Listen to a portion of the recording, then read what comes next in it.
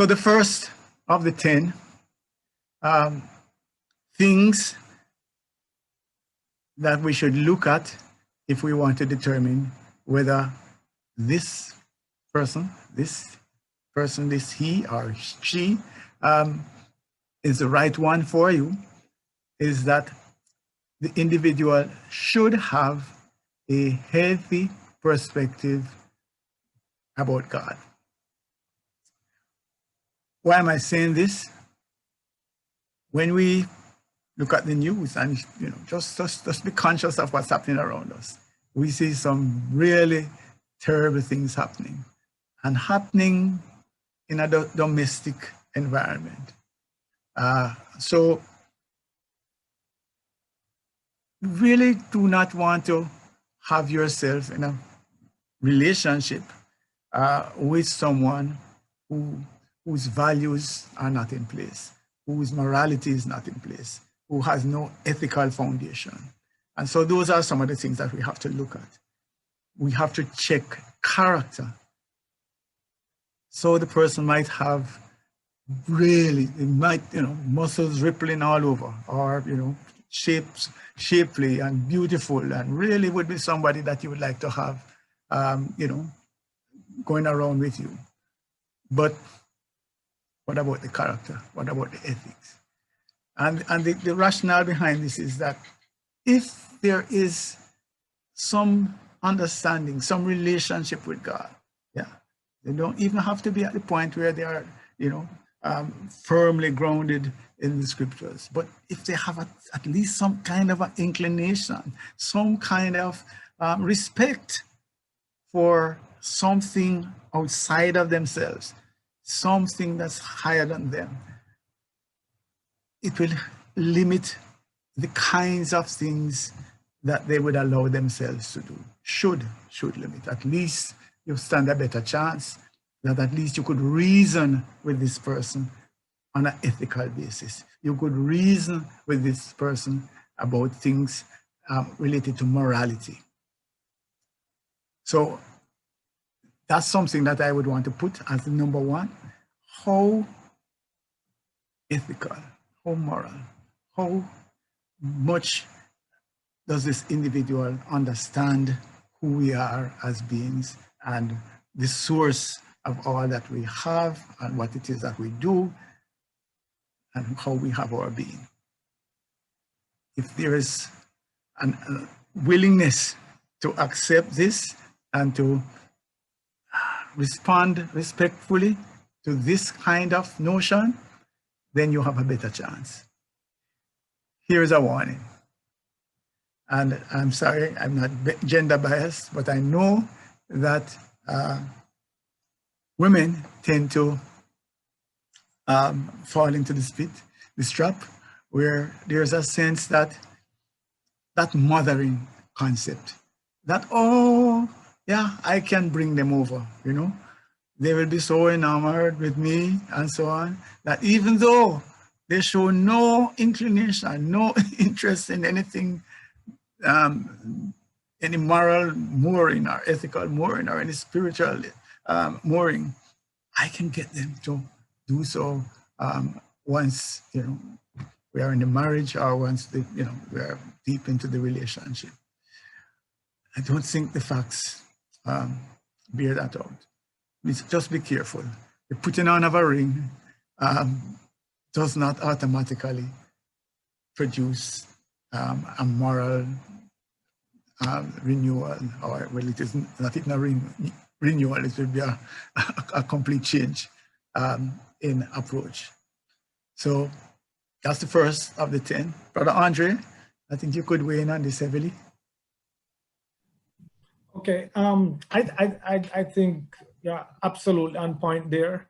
I would say that the truth be told, there is as far as what is objective and subjective, and unless both persons have what is called an objective standard that's going to drive their decision, then the truth is, and we are saying the objective standard must be, as you have stated, outside of them, must be the word of God.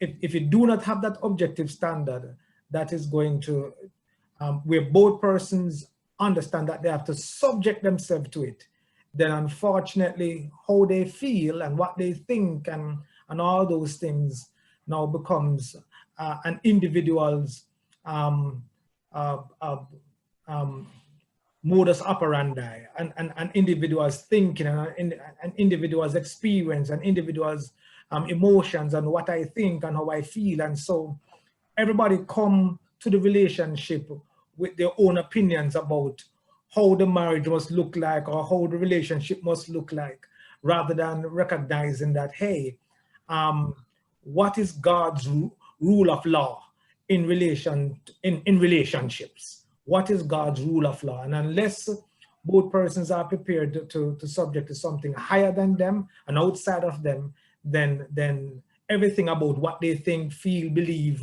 and their opinion can interfere with the relationship. And 99 times out of 10, persons want to defend their points of references. So you are absolutely on point, I think. Okay, all right. And the risk, remember that relationships last. So we have to look at the risk factors as well. Yes, we just have to look at the news to see what's going on domestically, and be warned. I should also maybe have a disclaimer that I am not opposed to marriage, getting people married, or to entering into relationships, etc. So when I go through my checklist, and the checklist might be a little stringent, it might seem to others, it's just to protect you. And the intention is, for me anyway, is not just to get into the relationship, it's to have a lasting and fulfilling relationship. I want to also say that there is, in my opinion, nothing wrong with being single. Nothing wrong. Not everybody has to get fulfillment in a marriage. I'm not against marriage. I welcome, I suggest, I think it's a great institution. At the same time, you do not have to rush in because you feel everybody else and that you're not going to be worthy or you're not going to be fulfilled if you live a life as a single person. So that's one of the problems that I find, is that because everybody else is doing it, people rush into relationships and are trapped. You have many persons who, I said it as a kind of joke, somebody, so is he or she the right person? In many marriages, the answer is no, and they're trapped. Some of them actually stay in the marriage because of the children or because of security, etc. So let us be clear about it, that you do not have to rush into marriage. Right? So you can take your time and you can be sure to find the right person. I think it is much worse to be in an unhappy, unhealthy relationship than to be by yourself. So I just want to put that on the table so that as we go through, some of it might sound a little discouraging. Oh boy, how would I ever find this one? But when you find that one, wonderful. All right, let's move on. Point number 2. How is the institution of marriage viewed by the other party? So, what are the signals that are being sent? So you have this connection, you start to talk around, etc. Yeah, of course, from day one, the person is not going to tell you that, I want a family and I want 3 children, etc. But as you go through the course of time, is there some discussion as to where this relationship could end up and what life could be in this relationship? Or is marriage shunned away? Every time the argument goes there, it's suddenly changed to something else. Is having a family part of the dialogue? Those are some of the things that you pick up. And by the way, I know Andre had an interesting discourse as to the length of time that one should take in terms of trying to identify the partner and to learn before you say I do. Well, mine might be even worse. I just don't believe it's a hurry thing. I really believe that you need to take time, because at the end of the day, the objective must be to spend a long time in a fulfilling and happy relationship. So what is it? Let me be a little forthright and to say, yeah, do you really want to waste time? Let us assume that your interest is to be involved in a fulfilling relationship, where you raise a family. Do you want to spend time in a in a relationship that's not going there? Where it is clear that putting a ring on the finger is not on the agenda. Do you want to? I don't know. It's up to you, but you have to just think about these things as well. So have your antenna up, just listen to the dialogue, see what subjects come up, what subjects are avoided, and then you can actually have a better sense as to whether the relationship is going in the direction that you want. So, all right. So yeah, okay. So there's a comment, and I'll deal with it afterwards. So that's a question. That the reason why I'm putting it on the table as well is that if you value, if you respect the institution, that's important, then it's not as easy for you to pick up your bag and go home or walk out of the relationship. If you understand that when you take those vows, that those vows mean that, till death, those kinds of things. Are you committed to the relationship, to the institution, as well as to the individual?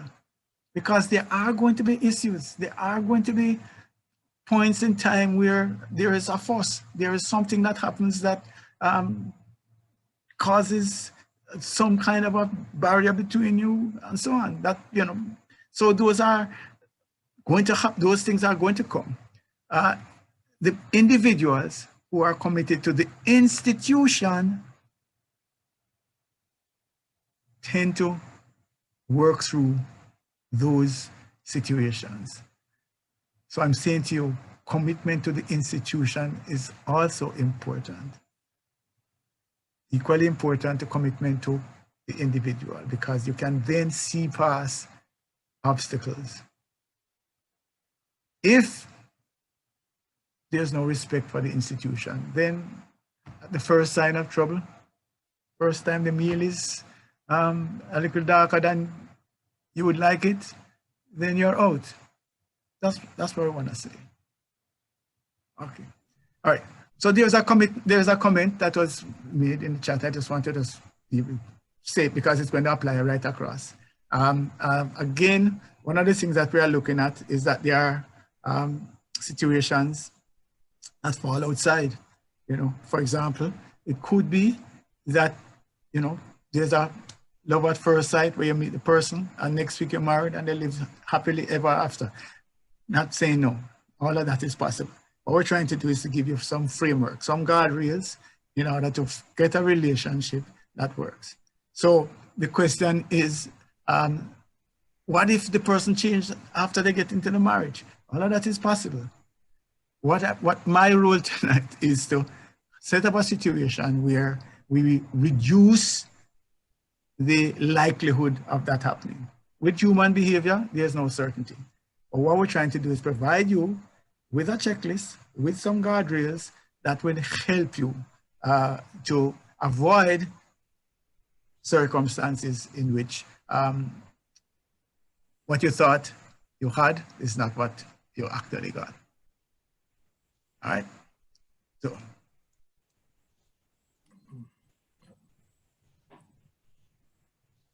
What about family the God's way? I'm starting out with a religious platform, not just because this is being presented by the Church of Christ, but because that is the anchor, that's the glue that holds relationship together. Where there is a respect for God and God's institutions, those relationships tend to do better. That's a fact. It's a fact.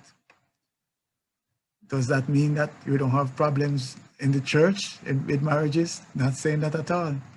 Not saying that at all. Okay.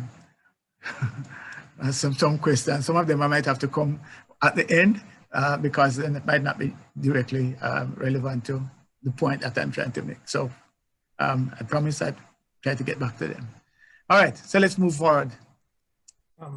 Let's. Yeah, go ahead, brother. Go ahead. Can you go back to your slide about Sure. how the institution of marriage is viewed? Because that is such a critical thing. Again, if both persons understand that you know, having a common law relationship, if both persons believe that that's okay, then they are going to fight to maintain it that way. If both persons believe it's okay not to be married and have this relationship, then they're going to work with the rules that governs that. And so what we are putting forward here is that marriage also has rules that governs it. And the question is, are you prepared to subject and submit yourselves to those rules that govern the institution of marriage? And if that is the case, then we should not try and invent anything, if you understand what I'm saying, but more so to find out what are those rules and then ask yourself, am I prepared to live by them? Find out what are those rules and am I prepared to live by them? Rather than don't know the rules, go into it and then find out after and then I say, boy, I can't manage this. And so this, again, I think this is so critical before I say I do, before you decide you're going to, you know, have this long-lasting relationship. You have to know what are the rules of engagement before you get into it. That's all. Yep. No, thank you. Brilliant point. Okay. All right. So what will it be like living in the long term with this individual? You know, physical attraction, we go there and wow, must have this person. Wow, all wonderful. What happens when the six-pack turns to a punch bowl? Yeah. If your attraction was to, you know, the physical body, what happens when, as it must, it eventually loses some of that shape? And the same thing applies. I don't want to be gender biased here. What about the Coca-Cola bottle? What happens when it becomes a 2 liter? Are you out the door then? What we're saying here is that basically, and I will get to the point, physical attraction is important. We will get there, but it cannot be the defining reason for entering into the relationship. It has to be something more. It has to be something more to hold it together, because the physical might deteriorate. Let's get a little further then down there. Yeah. What if you were ill in bed? Would this person take care of you? Let us say you really got sick and you're bedridden. Is the six-pack guy going to be there for you? Those are questions that we have to ask because we don't know. We can't predict. We can't predict.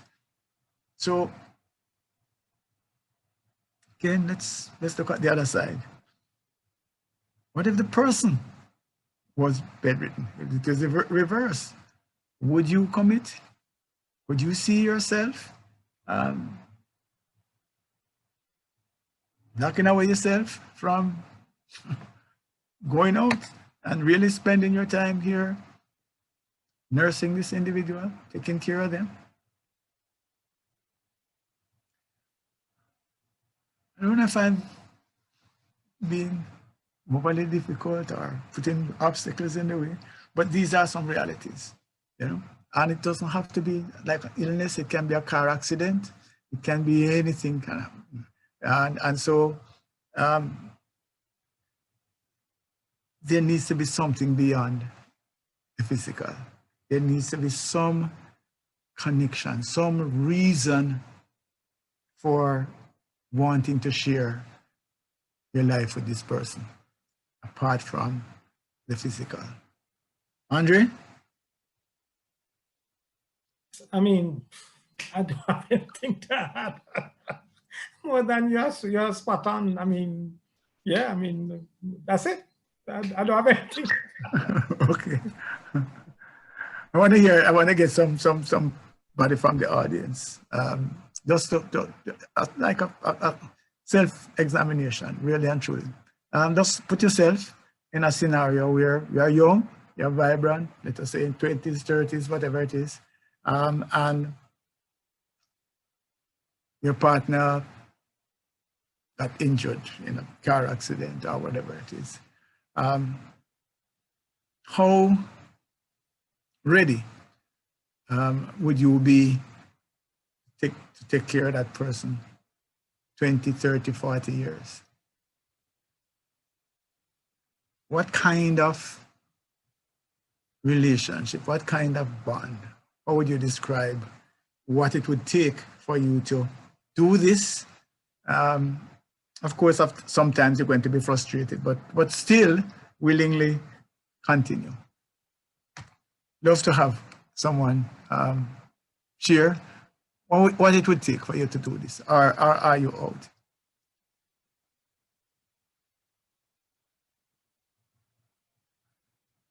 Anybody?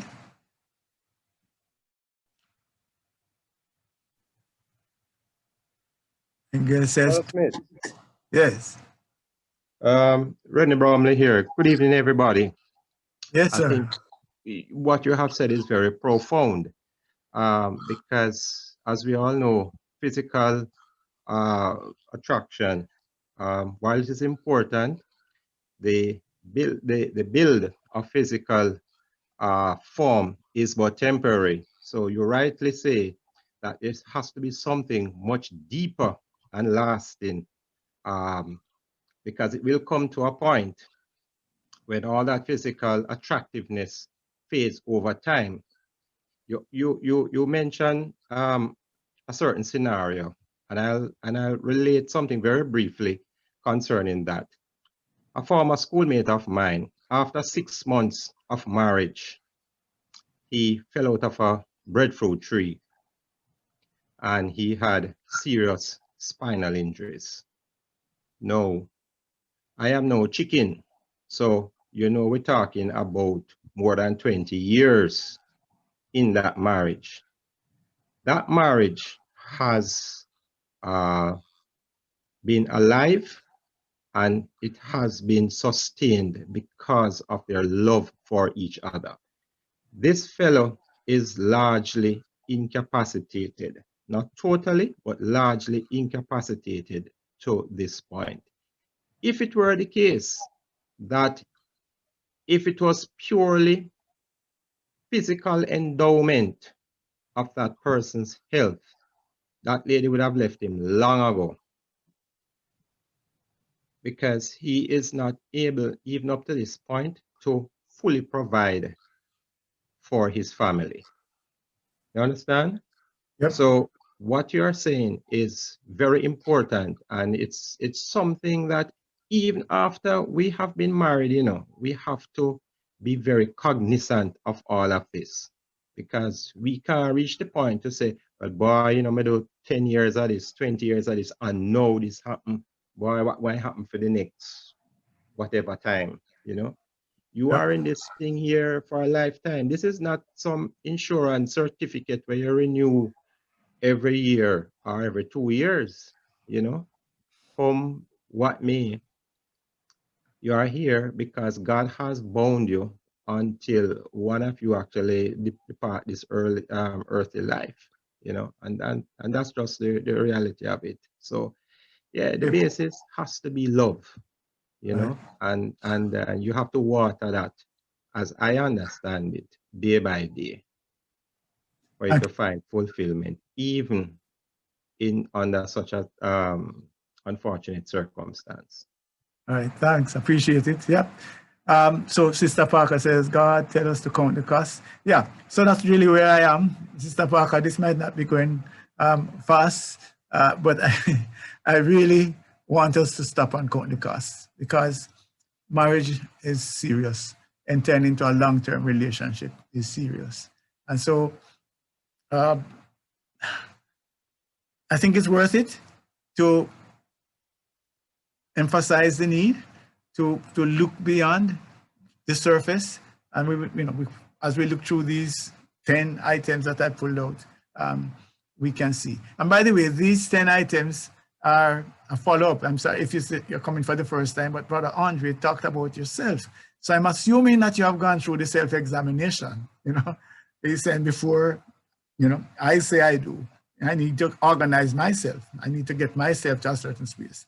So I'm assuming that you have gone through those extensive that analysis of self, and are now feeling that, okay, fine, I can enter into a relationship. Or maybe you are in one and you want to look at what it is that you're doing. All right. Okay. So let me just clear this, because I think it's in the way. So there was a discussion as to people changing after they get into the marriage and so on. I think Palmir Janus is saying, is a very valid point, that sometimes it is not that the person has changed, it's just that that we have had the time with them, we're starting to better understand them. So maybe that's it. In the early rush, we overlook certain things, but no, it's in our face. Yeah. But there is something that we are on our best behavior when we are in the courting stage. Yeah. And then we let ourselves go. All right. I thought this was England, but it's not. So A. Brown was saying patience is required. And then Sister K or SK, I don't know who, just strength from God, because what is mine is mine. If this is to be the journey, I know that God got us together. So that's an argument for faith and trusting God to provide you with the right partner. Okay, let's move on. This is going fast. What if the age differential? And I think Brother Andre dealt with this to some extent. That sometimes we make the assumption that it's going to be all right to date, or to entertain a relationship where there is a significant gap, age difference. It might be all right in the early years, but later on, what happens?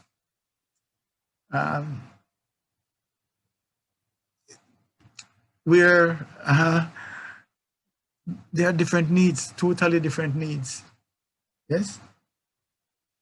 So we had this discussion on Cool FM on Thursday night, and one of the things that came out is that some people have an agreement as to what happens then when one of the partners, has needs that cannot be met by the other. But I go back to our beginning. Remember, we're talking about family God's way. So that kind of arrangement, or agreement, is not in the kind of marriage, kind of relationship that we are talking about tonight. But that's something that you need to think about as well. That it might be fine in the very early stages, but later on, there's going to be problems, or potentially there could be problems. Just want to put that on the table. Yeah.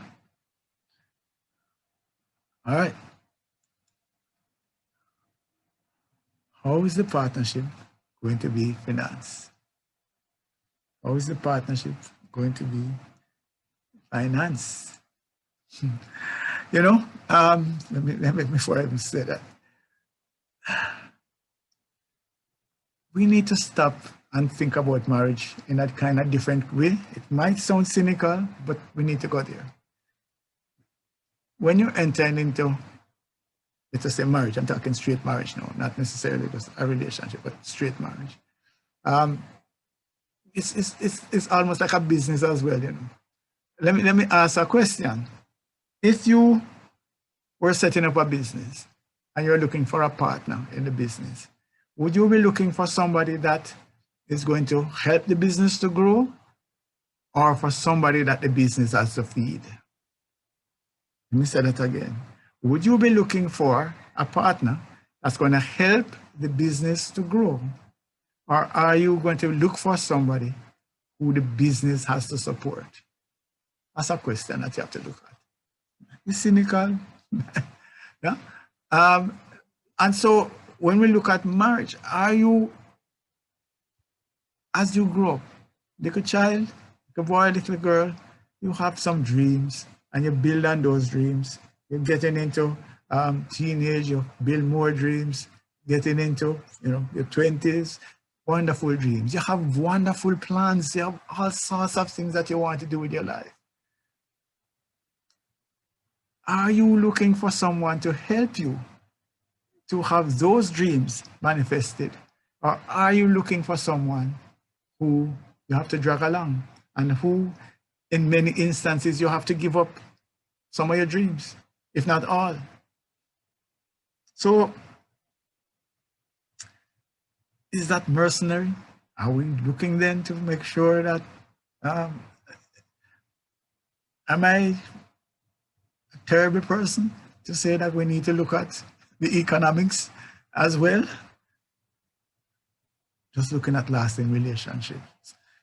Brother Andre, the counseling, I would believe that he could share how much of the work that he does has its origin in money matters, financial matters. Definitely, Brother Smith. Finances is actually in the top 5 reasons for divorce, literally, where somebody does feel a little bit overwhelmed by the other person. They're not pulling their weight. One person does feel overwhelmed and burdened, where they have to be providing the lion's share, so to speak, especially if they did not sign up for this, so to speak, especially if it was not a part of the conversation piece. And that's why what you find ongoing right now is that there is less collaboration now, literally, especially in what I want to call nowadays marriages. Marriages, at least at minimum the last 20 years, you find that persons are you know, say this is mine and this is yours, and you manage yours and I manage mine. Right, exactly. Right. And what we will do is we'll contribute and or make an agreement at who what game pay for and whatever. So really and truly, so there is there's still separation. Yeah. I'm coming to it actually. Coming further down the slide. I'm coming to exactly that. But I'm just saying that really and truly it is something that we really need to have a big conversation on. Okay. All right. So let me just run through, because we come right there on going to bed hungry put pressure on the relationship.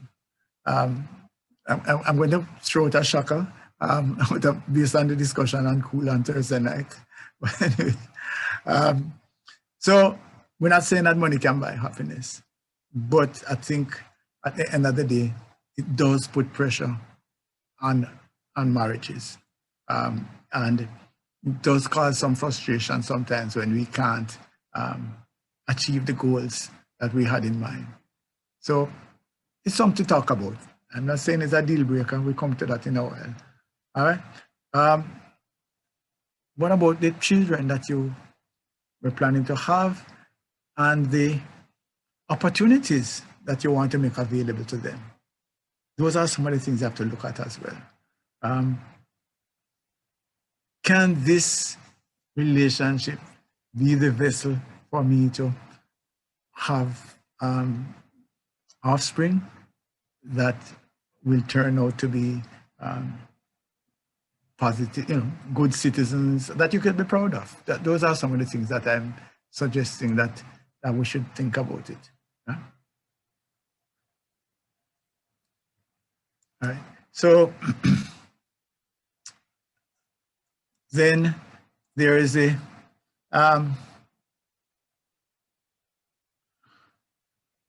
question then that we should not just look at the existing circumstances, because people can develop, people can actually move up. So just look at the potential. So it's not that we are walking around now looking for somebody who has a large bank account. That's not the concept. You just want to have a meeting of the minds to see where we go and what can come of this. Let me just put up this one. And then also the lifestyle. So here's a shocker. Here's a shocker that came with it, of it, is that there can be a situation, and what was used was a vehicle analogy, where BMW is attracted to bicycle rider. And BMW is saying, come, I take care of you. Worry yourself. I will take care of you and deal with all of the finances and so on. I'm not saying that can't work. I'm just, but make sure that there is, you don't get frustrated. And here are some of the possibilities that come from that. The first time bicycle rider decides that he or she wants to make a decision on his, his or her own, from her own perspective. Does BMW pull up the who is paying the bill card? Yeah? Or do you just go back in your corner because you know who is paying the bill? Right? So that happens, by the way, not with the disparity with BMW and bicycle, but also who earns more money, etc. And if, and I know of circumstances. I'm thinking of a couple right now where that is sort of thrown in your face all the time as to, who is financing this, and whether it is a woman financing it or not. It tends to be worse where it is a woman who is pulling up the finance card and the man is feeling, wow, less than he should. So you have to be careful about that as well. So even though we don't have to have equal thing, I'm not saying anything, nobody go away with any kind of idea that it should be, one, you put up one, I put up one. That's not the idea. The whole thing would be is just to have a discussion, to have an understanding, so that after the excitement wears off, we're not in a situation now where we say, boy, I wish that out of this. That's where I want to go with that. And then this is where Andrea was. Are we in a situation where my money is my money, your money is your money? As a matter of fact, your money is my money as well. So yeah, we have to ensure that this is a topic that's on the table. And this is not the first date, but this at some point in time, if we're going to get serious, it should be on the agenda for discussion. So someone asked, I'm sure that is Brother Andre asked, what are some of the challenges that could come from differential in age? I could just reel off quickly. One of them, first of all, is sexual intercourse, satisfaction of your sexual needs. One of them could be interests. We're going to talk about interests later on. Do we have shared interests? Yeah, the kinds of things that we can do. Can we go and play a sport together? Those are some of the things that can come. But I suppose the biggie would be the satisfaction of of sexual desires. Yes?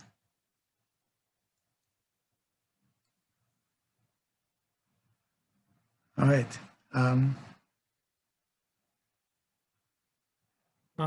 Brother Smith? Please go ahead. Right. Just to add to that question that the person asks about age difference, but in counseling we call it generation gap, or there can be a generation gap, and we have found, studies have found, that whenever there's a generation gap based upon the age, based upon where you are, also it can contribute greatly to the harmony or disharmony of the relationship in terms of, as I said. But interestingly, while you put sex and sex is up there, actually the biggest one is interest. The biggest one is interest. Both persons have different types of friends, different types of ways that they want to socialize. So their understanding and how things must be done literally. Everybody have a different conceptualization literally based upon their own nurturing and experiences. So somebody have 10 years experience over another person. And so that person sometimes feel like they have the right to tell the other person what to do. Sometimes they treat that person also like their own child or children. And so I'm older than you, may have more knowledge than you, may have more experience than you. And so really and truly, we see it over and over and over. That the person who is older feel like the other person can't tell them nothing, literally. And we can't take those things for granted because it is something that is real and it does occur. Brother Andre, somebody reached out to me recently for the same thing, that they were being treated like this big adult, treated like a child, do this, do that, whatever it is. And like, huh? What? So, yeah. So one of the things that you have to understand is that tends to happen as well. Yes. Because I have been there. I know what it is, okay. All right. So, yeah, Nicola is speaking to this issue about the finances, applying equally not equally yoked to it as well in terms of income. All right, let's move the process forward. Background. How compatible are your backgrounds? Again, please. Yes, man from Timbuktu, marries somebody from upstate New York, and believe you me, they've hit it off and they have been married now for 200 years. Can happen. I'm not, so don't go there. I'm just trying to provide some guardrails. Okay. And I'm suggesting that one of the challenges is that the more different the backgrounds, the less different the backgrounds, let me put it this way, the better the chances of success. Let me put something to you. Let us assume that you get married at 25, both partners, come to the thing at 25. What is happening down that aisle walk is that 50 years of different socialization is coming together to live happily ever after. Oh, wonderful. All of the great things, when we enjoy the cake that we get and so on. But that's what is happening. For 25 years, you have been socialized, you have been brought up in a particular way, particular mindset, all sorts of things come from you, the socialization, the background, etc. And in that, bam, you just expect that magically, this is all going to work out. And I'm saying to you, more power. It might just work out, but take time, take some time. Yeah. All right. So, yeah. So there are many things. So let me suggest something to you. Check out the family history, because that's another, for me, biggie, in the sense that when they're walking down the aisle, remember sometimes they have one one family on the right and one family on the left, just look, because you're marrying those as well. When you're marrying Mary or you're marrying John, you're also marrying Mary's in-laws. We're going to come to in-law in a while, and you're going to marry John's in-law. So it's not just the two. Just understand that. Yeah? So look at the family history. Right?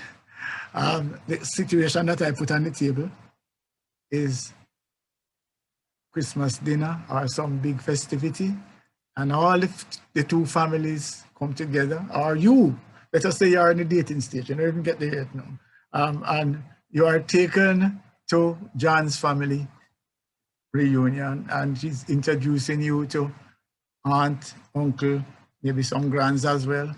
And the message that you get is that there is a flood of divorces. You can't find any one of the aunts or uncles or cousins or whatever it is who have been married for any length of time. I don't know. I'm not saying that's a deal breaker, but I would put that in a take note part of my mind.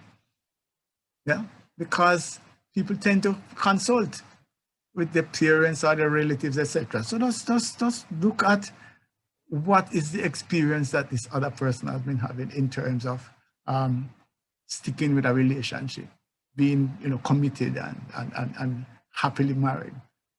Those are some of the things that we look at. I think because the consultation, the first time that you have this, tiff, and you feel whatever it is, and you call mommy, and mommy says, "What? Okay, pack your things, I'm coming around for you." Is that what you want? Or you want to hear a voice? "Well, these things happen, darling. You guys can work it out." Okay, sure. Thank you. Have a good day. Go start out your thing. Are you married? Go deal with your thing. Don't better bring me in there. That's, to me, is a different scenario that will make the relationship last, that will make the relationship be more robust. But if the consultation is, man, all right, pack up, I'm coming, or the history is that we're not into these things for any long term. Yeah. All right. I don't know what you think about that, but as I say, my checklist might be a turn off, but I think it's going to give you a better chance of having a fulfilling and happy and lasting relationship. All right. Andre, you have a comment on that? Yeah. One of the things why it is critically important for us to understand the compatibility as far as our backgrounds are concerned. There are so many things we have to take into consideration. We have to also take into consideration the family history in terms of whether or not there are certain communicable diseases that's affecting families. Whether or not you have sickle cell as a family, as part of or mental health problems as a part of these things, because a lot of things become hereditary, as far as the children are concerned. Sometimes it is so important too, because if you don't do your search properly, you might end up marrying a distant cousin too. So literally we take those things for granted, but we really have to do that. And not only that, but probably even more important now is to find out how each person was nurtured. Because if you were nurtured without a father or nurtured without a mother, then your point of reference then about how you mother and how you father, or how you are a husband or how you are a wife, all of those point of references will differ.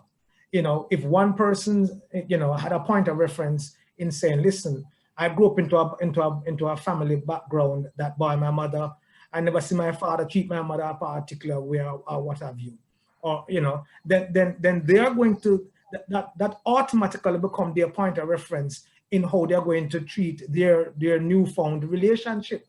And so not sometimes, it is very critical for us to find out, no matter how much we love but to find out how you were nurtured, because it almost become your default when you get into a relationship yourself. And listen to how we talk a lot of times. We say, listen, I never see my father beat my mother yet. I never see my mother beat my father yet. I never see. So it becomes our point of reference. And that's why background is so important.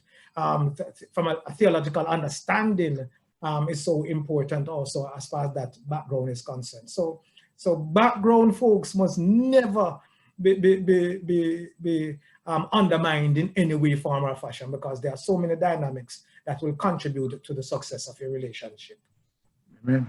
All right. So one of the things that, so understand when I go back to the 25 or the 30 or whenever you're getting years of experience, just take a simple matter, is that from I'm a little boy, let us say I'm a little boy, grow up, whatever it is, I never put back down the toilet seat. Just a simple thing, just a simple thing. Just never put on, you know. So that's it. I just go, I leave it up, whatever. You remember, and nobody ever say anything about it, etc. And it's 25 years of going to the bathroom, how much time a day, but it's just that. And of course, my wife, you know, grew up in a situation where, you know, probably she grew up with the only women, etc. The seat always down. And she goes, and there's a force. Oh my gosh, not again.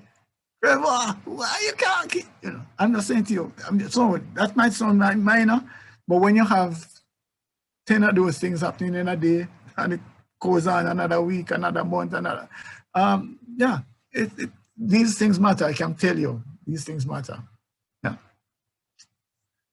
When the love is glowing and everything is wonderful, maybe, but little by little, you know, when your flaws come up, or when a little tension at work, or, you know, something happens, some of these things start to take a turn and they become far more important than you believe.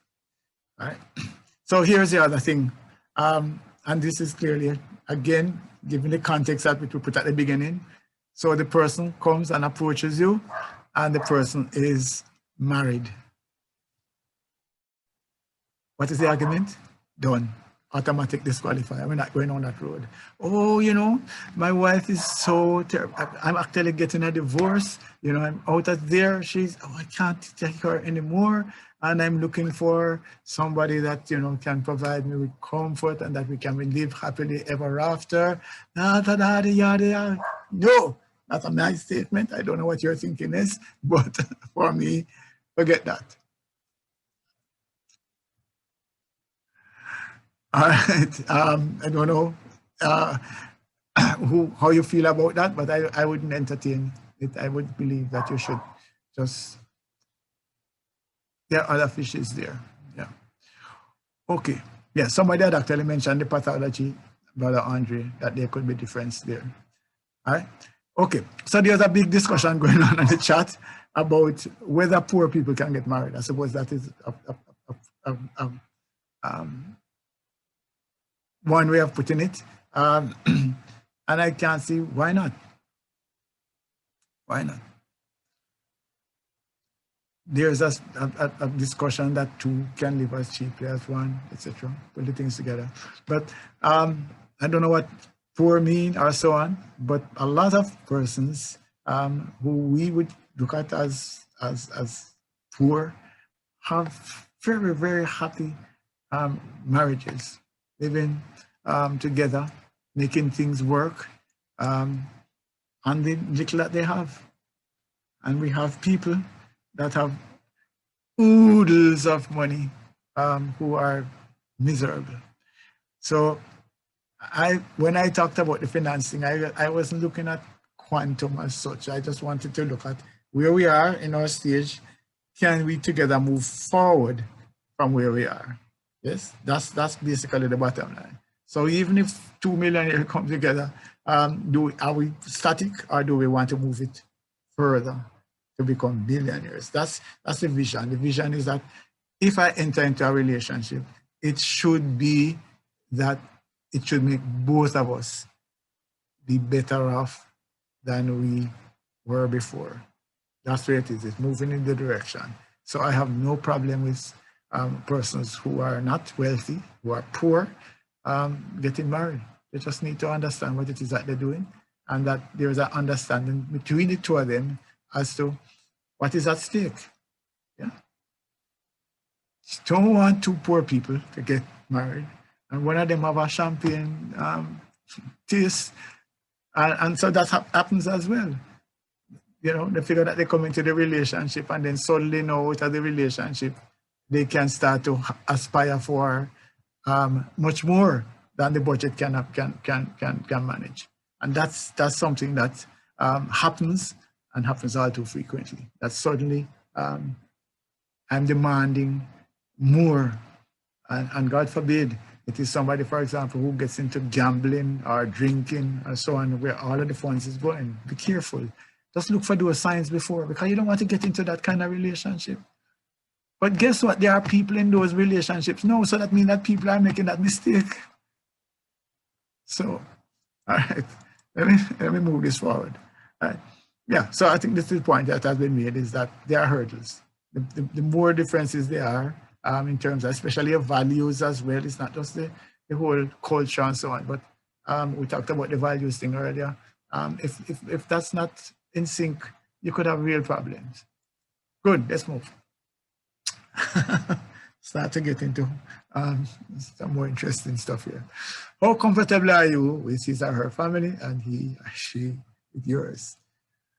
So when you pop by to visit, do you shortly afterwards hear a jingling of keys at people that have to go to the supermarket or to go pick up something and they're out or not? Yeah, can you go and visit? So I'm going to visit. I'm dating Mary, and Mary is not there. She's at the hairdresser.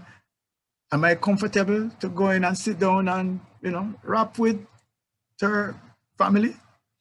Or no? Oh, she's not here? Okay, fine. Thanks, sir. I'll come back. And because you don't feel comfortable and they don't feel comfortable with you. Or vice versa. If Mary comes to visit, yeah. As your sisters and brothers and mother, everybody hide away, gone, suddenly retreating into the room, or you say, hey, Mary, what's up? And we sit down and we can talk. What's happening there? Remember, you're not marrying Mary alone. You're marrying the family as well. Yeah? So, can they bear to be with you if your partner is not around? Or vice versa? This is a big one. Trust me. In-laws can mash up the relationship. Yeah? What about the crosstalk? I mean, the relationship across the relation, the two families. Can they communicate together? Are they all right with each other? Or are they at daggers drawn? Big problem. The reason why I'm talking about this is that sometimes in-laws can become outlaws. Actually, just think of a situation, and I know that maybe some mothers-in-law here, but unfortunately, would be beat upon them when it comes to the in-law discussion. So please don't throw any stones at me. But here's the situation. So I'm at home with, my wife, her mother-in-law. What do I know? My mother-in-law comes, right?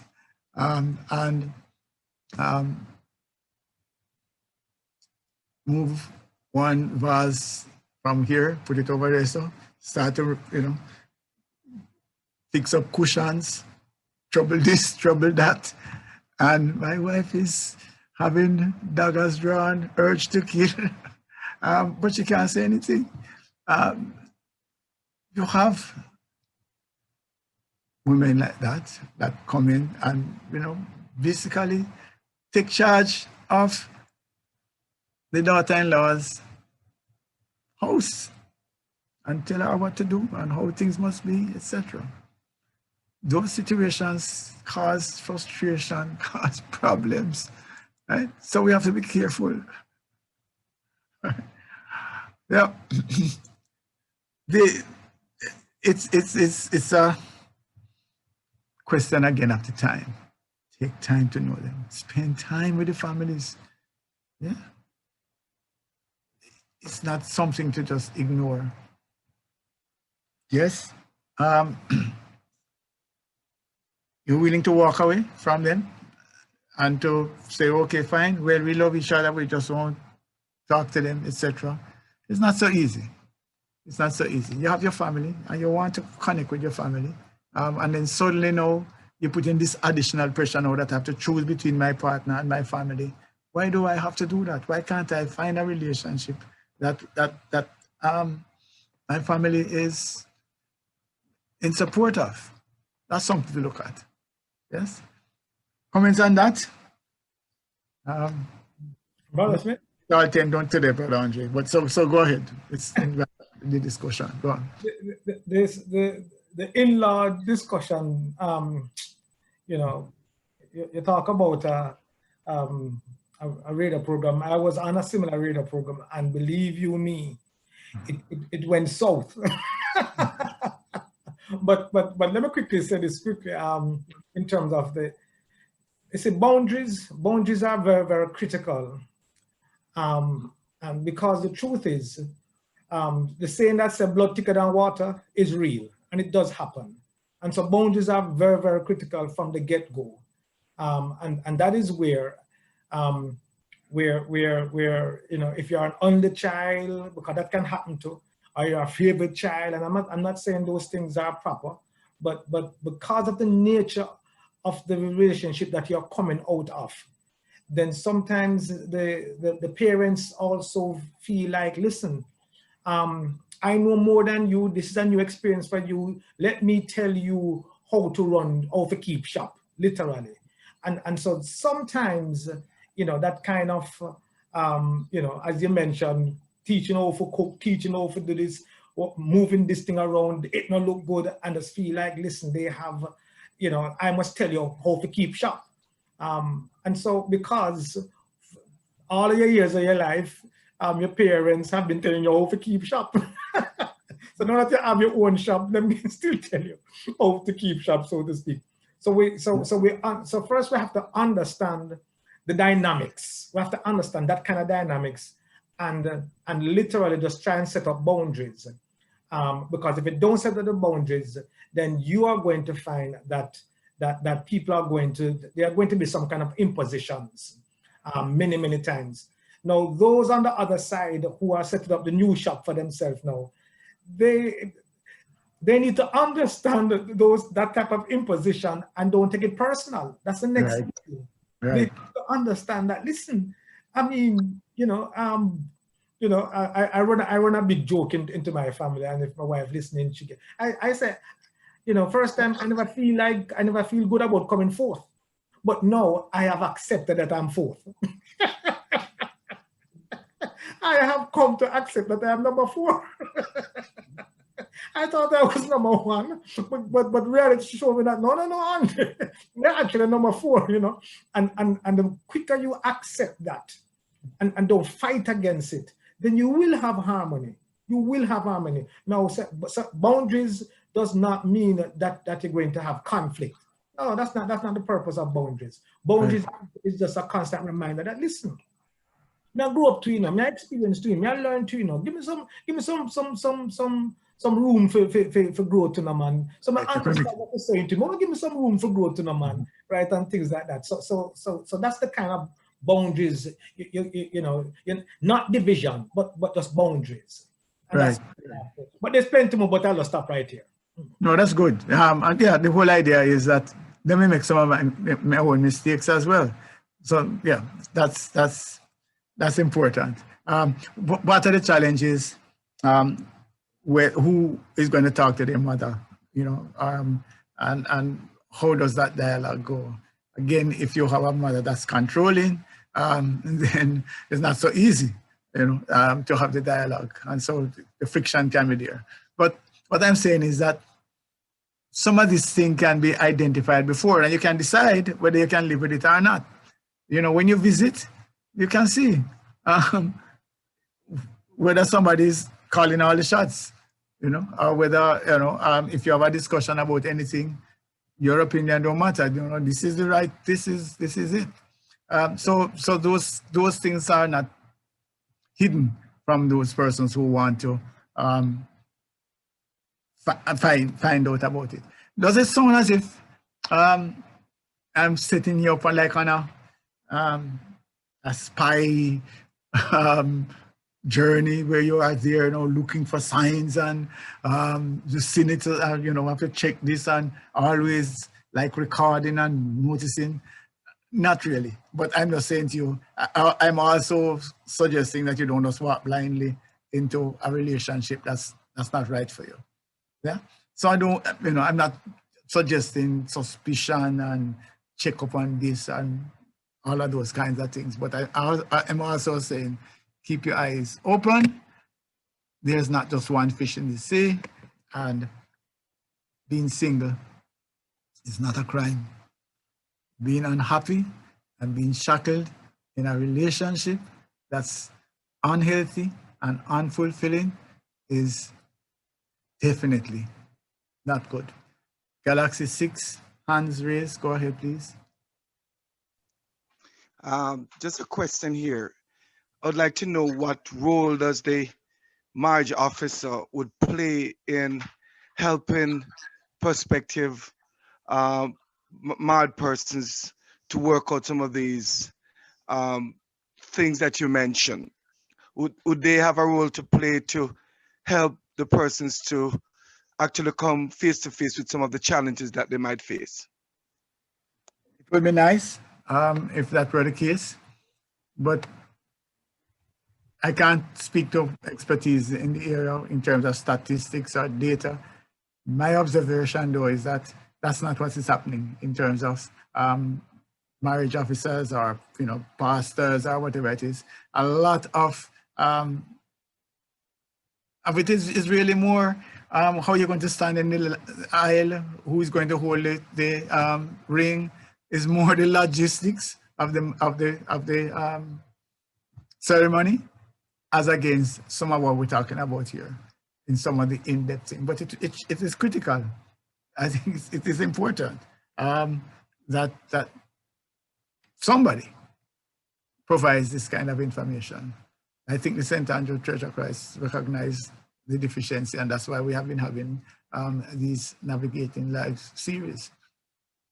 It's not a level playing field. Not everybody's getting this information.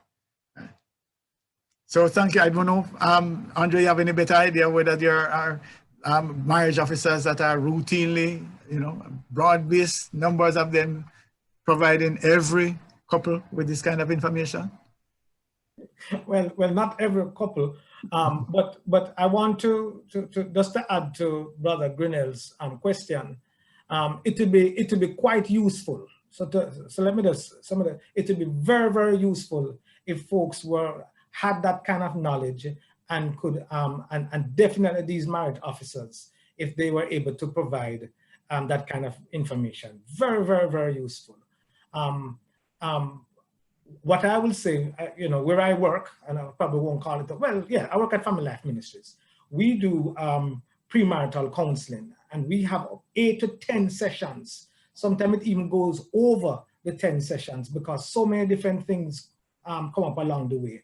But premarital counseling we have found is extremely critical. And you heard, man, I'm going to say this now, to the success, that's right, to the success of a marriage, because it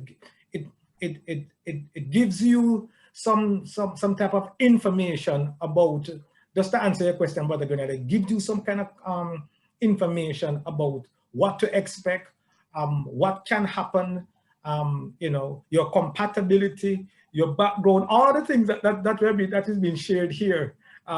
Also, because you need to know before you go. You need to know before you go, right? And so it will be very useful if our those who have been married, those who are married, the marriage officers, if they would have equipped themselves with the information and not just deal with what may happen on the day, but also what can transpire during the marriage relationship. Yep. And sorry, some questions here. I'm going to stop here in terms of going through the list, the checklist. We will, first and the third, somebody will help me to find out when it's the third. Oh, so we're really back into the 7th of November would be the next session. Wow, far away. All right, so there was a hand, Galaxy, I think A321. Somebody put up their hand. 321. Hello. Hi, Yes. good evening. Hi, I good was evening. just listening to the comments, and Brother Curlington Mitchell from Patchy City Church of Christ, he married me 20 years ago, and he might not have been in detail as what you're discussing now, but we did have counseling with him, my husband and I. We had counseling together, and he also had counseling with us separately. So we had discussions, and I can tell you one of the main things that he told us that kind of have been holding us together over the years is that whenever there's a problem, you really and truly don't run to family members and friends. You try to sit down and work it out together, or at times you come right back to him, the unbiased person, and sit down and have that discussion. Good advice. And that has been working for us for all these years. Amen. Thank you. All right. So there's a question. I think this is more for Andre. What's the chance of success for relationship between persons where one is from a home background where it's stable, traditional marriage of many years despite its ups and downs, and the other is from a single parent home where that day-to-day marriage living was not witnessed directly? Statistics, there's a question, are there statistics or research of that kind of relationship? I don't know if you have data. I don't have any statistics on that, Andre. Okay. There is statistics and data actually. I'm not going to quote it exclusively, but I'm just saying the information is out there, and which is true that yes, those who come from a more stable family and I use the term their point of reference. So if their point of reference says come high, come low, I'm going to stick with it, as against those now who do not have that same type of background, but one that says, listen to me, man, as soon as there's trouble or water coming to the boat, again, jump ship. Then understand that you're going to find somebody almost fighting for the relationship while the other one is looking to jump ship. That is both in terms of experience and statistics, folks, that happens over and over and over. And that's why the background information is very, very critical. Why do I, when you went to the question about what does marriage mean to me, the values that that person attach to marriage. If both persons do not attach the same values to marriage, then understand and recognize that come high, come low, the respect that I have where marriage is concerned, I am not going to allow me or my feelings or even my experiences, negative they may be, to say, okay, this is at the first sign of a tidal wave, I'm going to find land, if you understand what I'm saying. As against those who say, listen, I have seen tidal waves and you can survive it. And so the truth be told, those whose pain threshold, so to speak, has increased due to experiences that can many times weather the storm, as against those who, as soon as them feel a little belly pain, feel like them have to go to a doctor. So that's how I answer. Good. I like your analogies, by the way. All right. So one of the first questions that came in was in the chat was, is it all right to stay in a marriage for the children? Right, let me read it properly. So, is it wrong to stay in your marriage because of your kids? Right. I don't know that what would be wrong to stay in your marriage. I think you can stay in your marriage. Staying in your marriage is for me tended to be right. Okay. So that's it. Andre, go. My thing would be that you should have more than that, but at the end of the day, children are part of the glue that hold the relationship together as well. Yeah. So they can help you in terms of diffusing situations,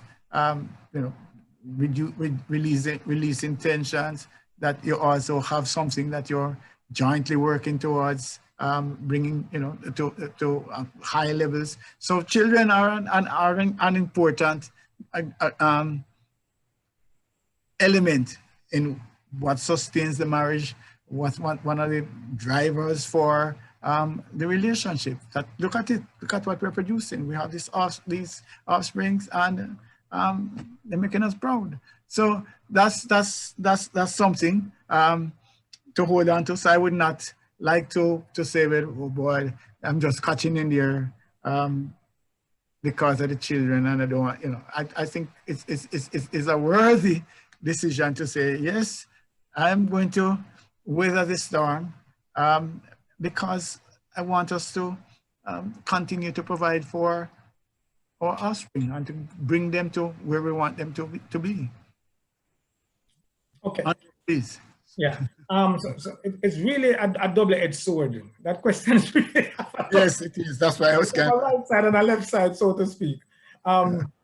I like your right side, and I don't know if I want to add to that right side. I can go to the left side, but the right side is the right side. So notice I'm going to go to the left side.